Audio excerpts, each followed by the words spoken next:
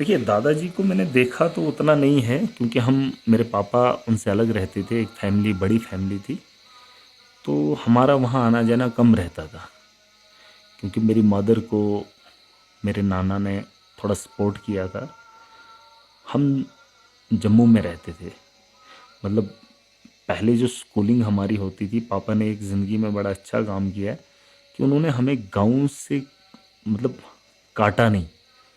हमारी ज़्यादातर एजुकेशन जो है यहाँ पर होती थी गाँव के अंदर, और सर्दियों के 2 महीने हम या 4 महीने जम्मू चले जाते थे, जहाँ मम्मा को उन लोगों ने कुछ थोड़ा बहुत दिया है, तो वहाँ पर हम बैठते थे और वहाँ पर हमारी स्कूलिंग होती थी बचपन से। तो हमारा ये चलना फिरना रहता था, वहाँ से यहाँ नानी के यहाँ जाते थे नानिहाल। तो यहाँ हमारा दादा के यहाँ रहना कम वक्त मिलता था, लेकिन सुना था कि बड़े बहादुर इंसान थे और ईमानदार थे। ऐसा सुना है, मैंने थोड़ा बहुत देखा है।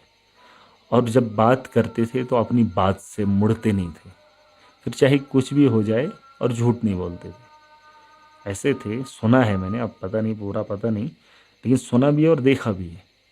कट्टर थे, एक बारी बोल दिया, फिर कोई कितना ही बोले नहीं मानते थे, चाहे गलत होता था या सच होता था, अपनी ज़ुबान से मुकरते नहीं थे। तो बस सुना है, उतना देखा नहीं है, लेकिन बहुत सारे लोगों से यही सुना है कि अच्छे थे, नंबरदार भी रहे हैं वक़्त के। उस टाइम के नंबरदार मतलब अच्छे ही थे ना, अगर अच्छे नहीं होते तो नंबरदारी कहाँ से हो, है ना। तो एक बहुत बड़ा परिवार भी था, अभी भी है, परिवार हमारा बहुत बड़ा है, मतलब एक ही घर के, एक ही फैमिली के लोग बहुत सारे हैं।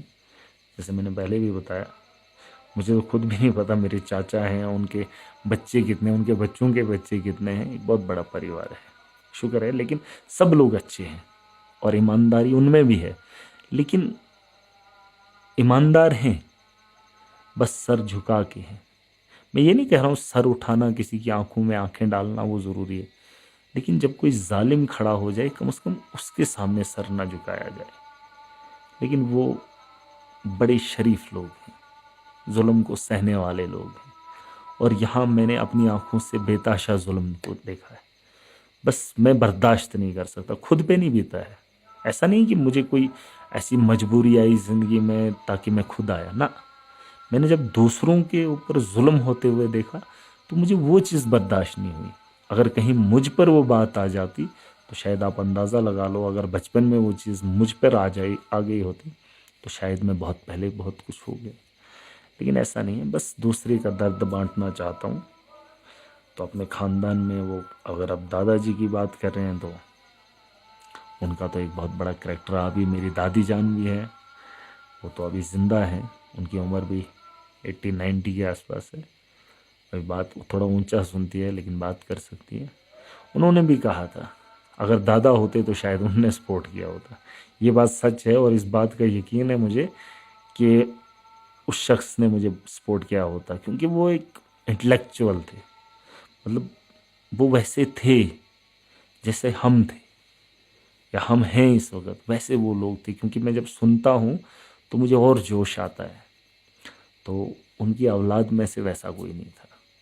उनने कहा था एक दे 11 होने चाहिए, लेकिन वो 11 वैसे निकले नहीं, लेकिन उनके खानदान में से, उन्हीं के खून में से फिर एक आध निकल आया।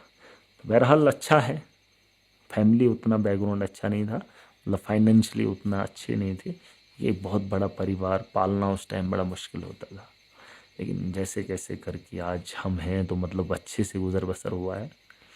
तो आज आपके सामने शुक्र है, ऐसा ही है।